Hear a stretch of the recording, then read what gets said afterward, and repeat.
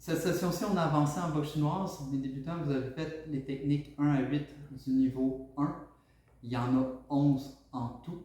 Mes étudiants intermédiaires, vous avez terminé la technique numéro 5 du niveau 4 sur 6. Okay. Le système de boxe chinoise est fait pour progressivement, pas à pas, vous amener à développer votre coffre d'outils au niveau des frappes, au niveau des parades et au niveau des suivis et des combinaisons. Donc au niveau 1, c'est des techniques faciles où on va bloquer, frapper en même temps, bloquer, frapper en même temps, bloquer, frapper en même temps.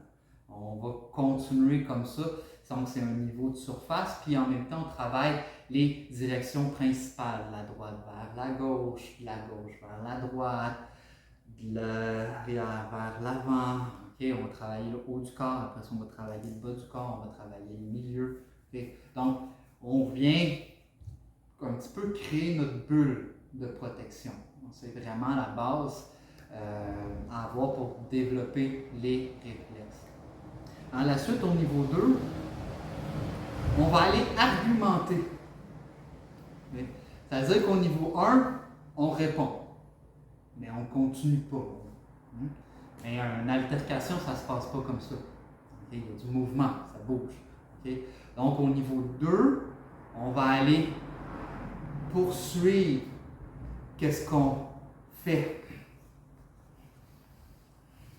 Okay? On va aller ajouter. Okay? Donc par exemple, pour la technique numéro 2, quand je suis au niveau 1, je vais juste me défendre. Après ça, au niveau 2, je vais me défendre, mais je vais continuer à me défendre. Et là, je le fais assis. Pourquoi? Parce qu'on peut faire les choses partout et de manière assise, en marchant, couché et debout. Okay? Donc, vous êtes dans votre livre, vous voulez réviser une technique. Okay? Pourquoi pas avoir l'air un peu fou à la caméra?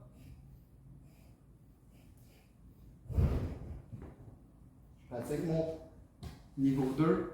Combinaison 1. Okay? Donc, même si vous avez les jambes fatiguées, parce qu'on travaille beaucoup les jambes en Kung Fu, il n'y a pas une journée de Kung Fu sans travail les jambes, okay? Vous pouvez le faire assis ou couché. Okay? Juste en réviser 1 ou 2 dans votre lit avant de vous coucher. Ça peut être une façon aisée de bien s'en rappeler. Okay?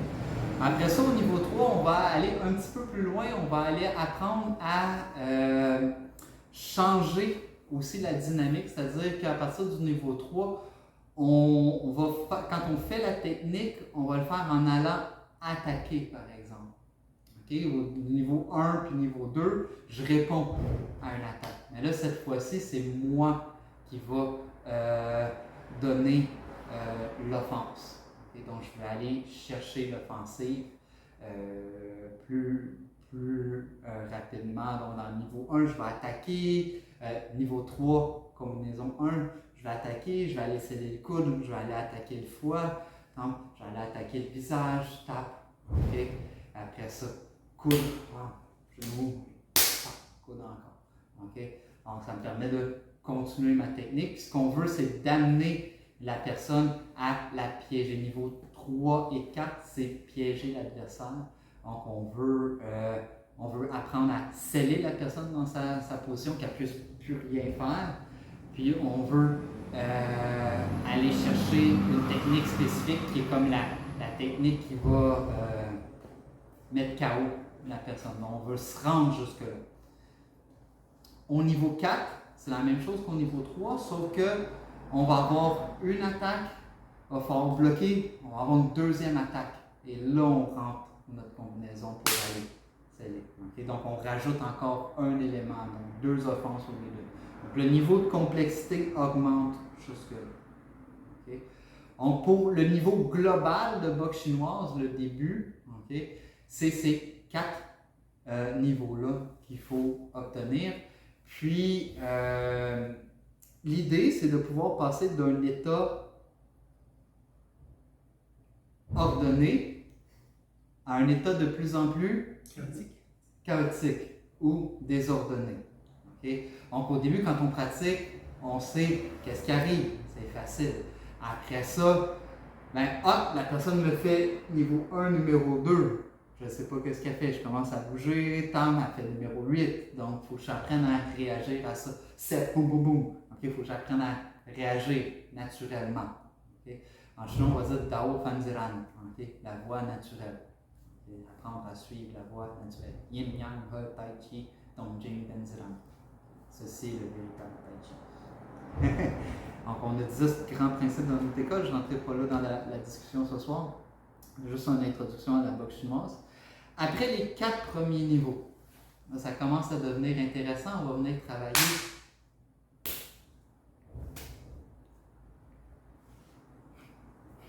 nos coudes.